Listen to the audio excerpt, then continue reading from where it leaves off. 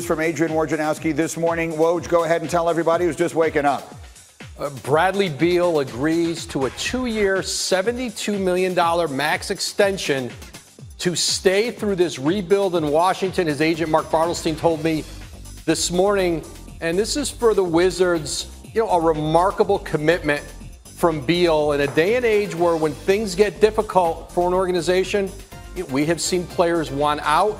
And Ted Leonsis, their owner, Tommy Shepard, their general manager, sold Beal, his agent, Mark Bartelstein, on a vision of reshaping this organization, this roster around Beal. And he stays now in Washington under contract and out of free agency for at least 3 more years. So we had a lengthy discussion about this right off the top of our show, but wanted to bring it back for those of you just waking up. This is a name, Bradley Beal, that I've heard connected to almost every good team in the NBA over the course of the last 6 months. So how would you describe, Jay Will, the ripple effect this has across the league as the season starts? It changes the dynamic of the Eastern Conference, I think.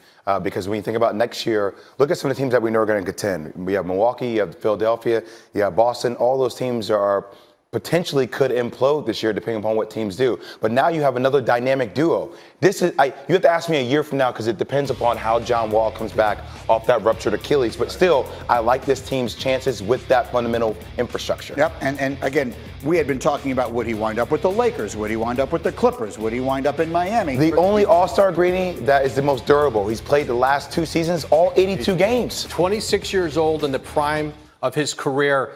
To dramatically improve a team around the league, they all saw him as the best available player. He is not available. And there's also basically no big free agent that should become available next summer. So this is sort of league reshaping kind of news. Outstanding work here. We'll have more. Jalen will join us a little later this morning with his thoughts on that as well. Meanwhile, back to sneaky Hembo time. Graziano, I haven't forgotten about you over there. Dak Prescott and Carson Wentz square off this weekend. Dak is one of 2 quarterbacks to beat Wentz more than twice. Who do you think is the other? I think it's a guy that used to play in his division and who just beat him on Sunday. I'm going to say Kirk Cousins. I can't believe it. He got it right. That is unbelievable. Oh, look at Hembo is devastated.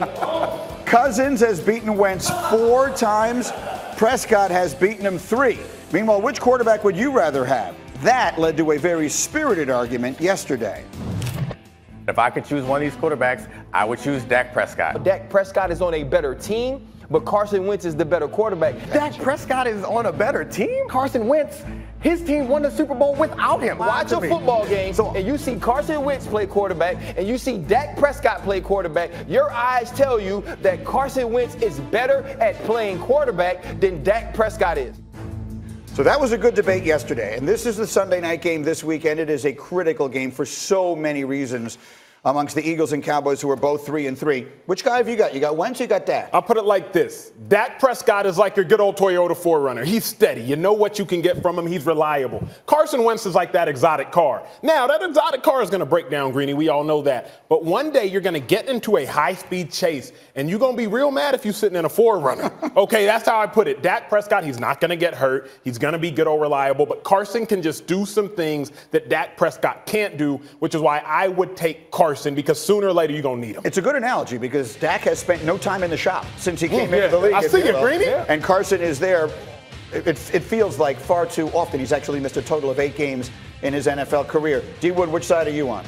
Oh, I'm going Carson Wentz. And I think everyone's going to knock Carson because we always talk about the best abilities, availability. I get that. But I know the one thing about Carson Wentz, he can elevate his team. That's what you miss from Dak Prescott. I was at the game last week with the Cowboys and the Jets, and I'm just sitting here waiting. Okay, Dak, I want to just see you elevate with all these different pieces, missing around you. He just doesn't do it on a consistent basis. That's what you get with Carson Wentz. What do you think of this whole debate, Graziano? I think you're underrating Dak if you're saying 4Runner. I think there's some room between 4Runner and exotic. Right? Like he could be like a nice Mercedes sedan, right? I feel you. I give you that. He's a good player, but there isn't much around him right now. And you look at what he's missing, both starting tackles. And the more you talk to people around that organization, I mean, Tyron Smith, the left tackle, might be their most important player on their team because when he's not there, the offense just doesn't work. Ezekiel Elliott's not as good a player when he's not there. So I think, Dak Prescott has shown himself to be a good, high-quality NFL quarterback and has, point blank, accomplished more in his career so far than Carson Wentz has. And that's, I'm sure, the crux of his contract negotiations with the Cowboys right now. But I do think, he was sort of born into the NFL in a great situation and has taken advantage of it. To me, when you look at elite quarterbacks, and I like Dak, I think he's a very good quarterback. Elite quarterbacks can put the team on their back. To Woody's point, when everybody else is struggling, you can carry the team. Well, you look, Dak Prescott, when Ezekiel Elliott only rushes for 75 yards or less, the Cowboys are 1-8. Dak can't really take everybody like a Rodgers can, or Russell Wilson can, or Brady can, and put the whole team on his back. But we used to say that about Russell. His first couple of years in the league, right? Oh, it was a great team because he didn't have to. He didn't have to. But now he does. So yeah, and perhaps you can get to be that kind of player. Yeah. It is worth reminding everyone that both Wentz and Dak are still very young players. We've seen so much from them that there's a feeling they've been around a long time. They're still very young players. They're still early in their careers, and there's plenty of room for them to both get better from where they are. The only thing I'll say is I've never heard anyone say on a team that had Aaron Rodgers, Drew Brees, or Tom Brady that the left tackle was the most important player on the team. So if the left tackle is the most important player on the team, that might tell you everything you need to know about the quarterback. I also don't hear that very often when we talk about the Kansas City Chiefs. The Chiefs play tonight on Thursday Night Football. That gives us all a chance to watch Patrick Mahomes on the national stage. And Mahomes has been dominant so far this year. He's thrown over 2,100 passing yards. He's thrown 14 touchdowns. And he is, in my view, and I've made this comment multiple times on the show, I think he's the most eminently watchable player right now in football and maybe in all of sports. So the way I would describe this, we use the phrase worth the price of admission. But the way I'm going to really try and put this is a guy that, or a player that if they're on TV or they're playing, you can just stop whatever you're doing, you're going to watch. I got my list of the top 5 in all of sports today. Okay. And I've assembled these guys around Must watch. To mock me. Must watch. Okay. Number 5, Saquon Barkley. If Saquon Barkley has the ball in his hands, I'm stopping whatever I'm doing. I'm canceling any and all other plans. I want to see Saquon Barkley run with the football. I want to see him juke people. I want to see him make people fall down. Saquon Barkley is like what would have happened if Barry Sanders was bigger, because he runs just like that and can also run over people. Barkley's first. Ach? Top 5, though, Greeny? Top 5. I see that's top 5. Top 5. He is number Saquon? 5. Is this a just football list? No, it is not a all just sports. football list. You're about to find out why. At number 4, R.I.P. my mentions. Zion. When Zion is playing, I'm watching. And again, I know he's a rookie, so I'm including his collegiate career. But there's something watchable about this guy. If Zion is playing, I want to see what's going on.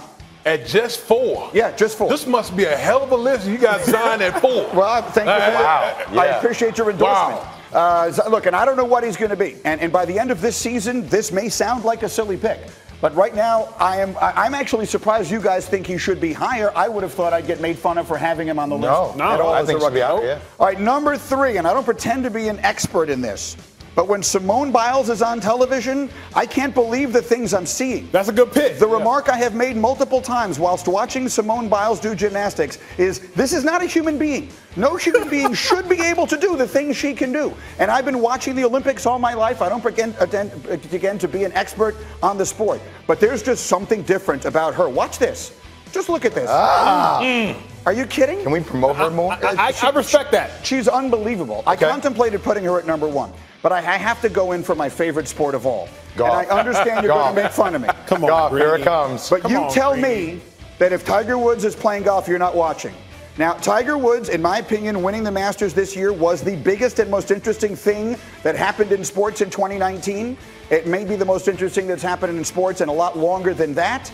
No one moves the meter like this guy does. There's golf with Tiger and without Tiger. Without Tiger, it's a niche sport. With Tiger, it's the biggest thing happening wherever he is. How is Tiger Woods not number 1?